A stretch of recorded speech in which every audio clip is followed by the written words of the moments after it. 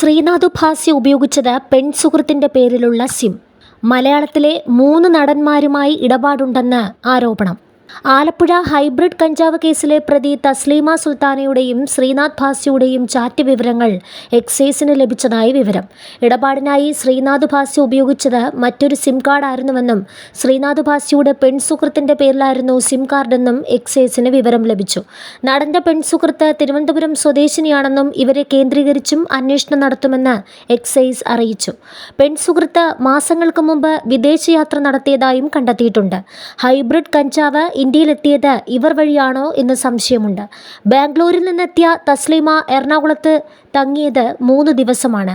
ഈ 3 ദിവസവും ഇവർ ഹൈബ്രിഡ് കഞ്ചാവ് വിൽപ്പന നടത്തിയിരുന്നുവെന്ന വിവരവും എക്സൈസിന് ലഭിച്ചിട്ടുണ്ട്. കേസുമായി ബന്ധപ്പെട്ട് ശ്രീനാഥ് ഭാസിയെ ചോദ്യം ചെയ്യും. മലയാളത്തിലെ 3 നടന്മാരുമായി ഇടപാടുണ്ടെന്നാണ് തസ്ലീമയുടെ മൊഴി.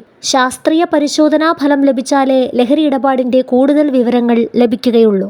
അതേസമയം ആലപ്പുഴയിൽ 2 കോടി രൂപയുടെ ഹൈബ്രിഡ് കഞ്ചാവ് പിടിച്ച കേസിൽ ശ്രീനാഥ് ഭാസി ഹൈക്കോടതിയിൽ നൽകിയ മുൻകൂർ ജാമ്യ ഹർജി പിൻവലിച്ചു. കേസിൽ എക്സൈസ് വകുപ്പ് നടനെ പ്രതി ചേർക്കാത്തതിനാലാണ് ഹർജി പിൻവലിച്ചത്.